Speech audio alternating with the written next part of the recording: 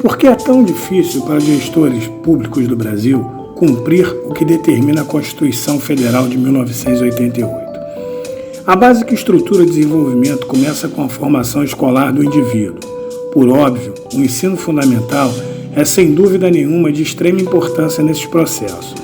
É neste quesito que a Constituição Federal é bem clara.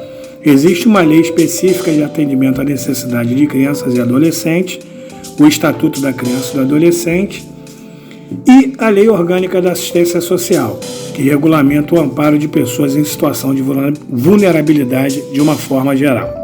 Existe uma forma do governo atender a ambas, em quase toda a sua totalidade, o ensino fundamental em tempo integral. Quando você coloca à disposição de parte da população mais vulnerável um sistema que integra educação escolar, esportiva, cultural, além de atenção primária à saúde e à alimentação, você cumpre essa meta. Às 7 horas da manhã, o aluno é recepcionado na escola, chega tomando café da manhã e começa o dia realizando atividades físicas e esportivas. Depois de cerca de 2 horas e meia, chuveiro e lanche. Ingressa em sala de aula, onde estuda durante 2 horas, intervalo para o almoço e descanso de cerca de 1 hora.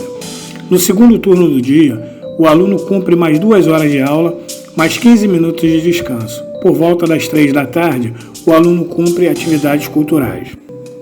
E isso vai até às 17 horas, ou seja, o dia do aluno começou às 7 da manhã e terminou às 17.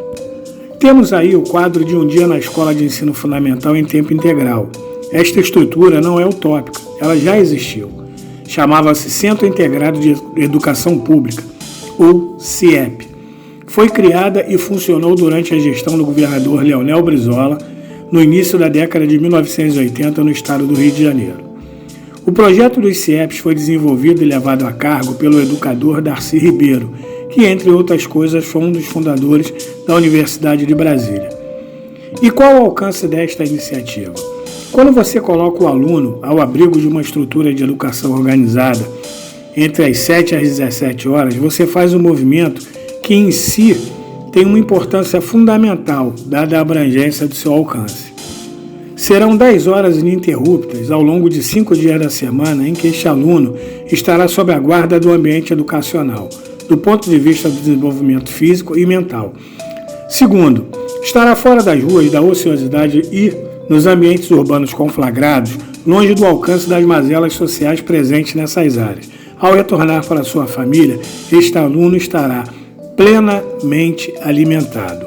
O dia de sábado fica reservado para atividades recreativas e esportivas, além de passeios programados em instituições educacionais, pontos turísticos e demais atividades de interesse cultural.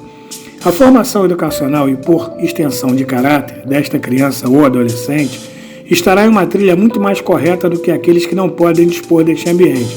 Em concomitância com isso, terá acesso ao sistema público de saúde de caráter preventivo.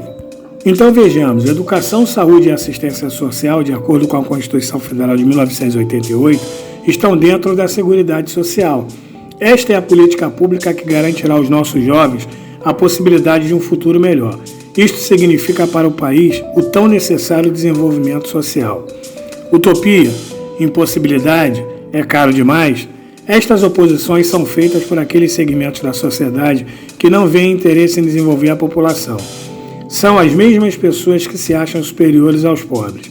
Pobres estes que dependem destas ações do poder público para ter acesso à saúde e educação.